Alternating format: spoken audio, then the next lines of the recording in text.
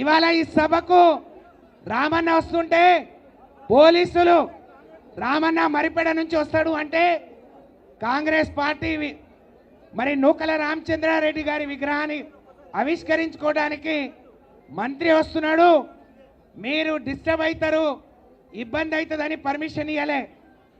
Congress party నాయకులను పోలీసులను నేను అడుగుతా ఉన్నా, మాకు చాలా సంస్కారం ఉంది.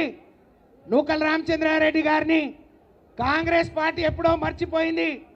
50 ఏళ్ల తర్వాత కేసీఆర్ అనే మహానుభావుడు, తెలంగాణ వాది, తెలంగాణ గడ్డ మీద పుట్టిన బిడ్డ, అసలు సిసలైన తెలంగాణ వాది ఆయన విగ్రహం పెట్టాలని కేసీఆర్ గారు విగ్రహం పెడితే ఈ మీటింగ్ తర్వాత మన నాయకుడు కేటీఆర్ గారు కూడా దాన్ని పూలదండ వేయటానికి నివాళులు అర్పించడానికి వెళ్తున్నారు. అయితే అక్కడ కాంగ్రెస్ పార్టీ నాయకులు ఎక్కువ మంది జమై ఉన్నారు, జమైతారు, మీరు రావద్దని మనకు పర్మిషన్ ఇవ్వలే. రామన్న అక్కడి నుంచి తొరూరు నుంచి తిరిగి వచ్చిండు, అందుకని ఆలస్యమైంది. నేను అడుగుతున్నా, మాకు పర్మిషన్ అని పోలీసు వాళ్ళు కానీ ఆ పోలీసులకు చెప్పి అడ్డుకున్న వాళ్ళను పిఆర్ఎస్ కన్వెన్షన్కి వచ్చి బిడ్డ మా శక్తి చూడు, మా దళం చూడు, నువ్వు మరి పులిని చూసి నక్క వాత పెట్టుకున్నట్టు ఇవాళే గుర్తొచ్చినట్టు వాళ్ళు కూడా సర్పంచ్లను పిలిపించుకున్నారు.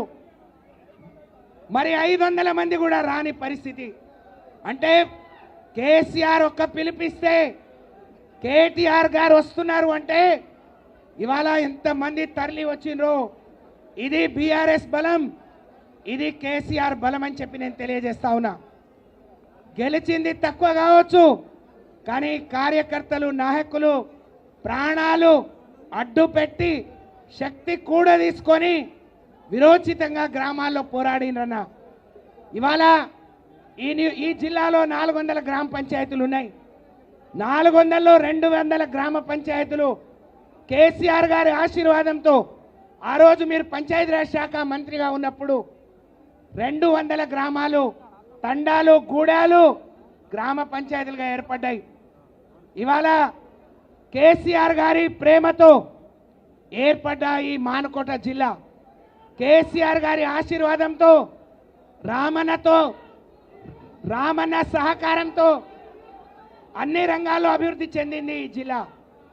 ఇవాళ తండాలు గ్రామ పంచాయతీలు అయినా, ఈ మానుకోట జిల్లా కేంద్రంగా ఉన్న ఈ జిల్లాకు medical college, engineering college, nursing college ఇవన్నీ వచ్చినాయంటే కేసీఆర్ గారి ప్రేమతో, రామన్న సహకారంతో మేము అహర్నిశలు పేదవాళ్ల కోసం పాటలు పడ్డాం.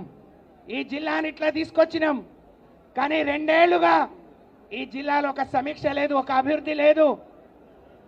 కేవలం మరి అధికారాన్ని అడ్డు పెట్టుకొని, అధికారులను అడ్డు పెట్టుకొని మన మీద ఇబ్బంది పెట్టి మన మీద జులుం చేసే పరిస్థితే ఉంది.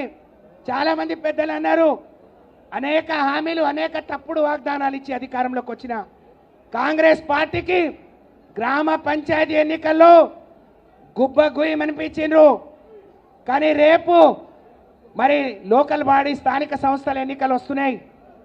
అందులో కర్రు కాల్చి వాత పెట్టాలి. కారు గుర్తు వస్తుంది, కేసీఆర్ గారు వస్తున్నారు అన్నా. మీరు నెల ముందు వచ్చి ఉంటే, ఒక్క నెల ముందు ఇదే నవంబర్ 27వ తారీఖు ఇక్కడే మీటింగ్ జరిగి ఉంటే మరి ఈ నంబరు రివర్స్ అయ్యేదన్నా.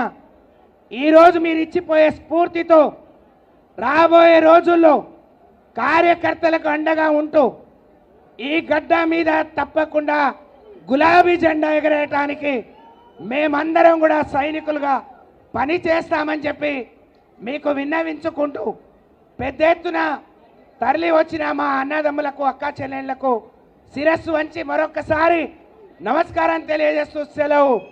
జై తెలంగాణ, జై కేసీఆర్, జై కేటీఆర్. ధన్యవాదాలు. పెద్దలు ఎమ్మెల్సీ రవీంద్రరావు గారిని మాట్లాడాల్సి కోరుతా ఉన్నాం.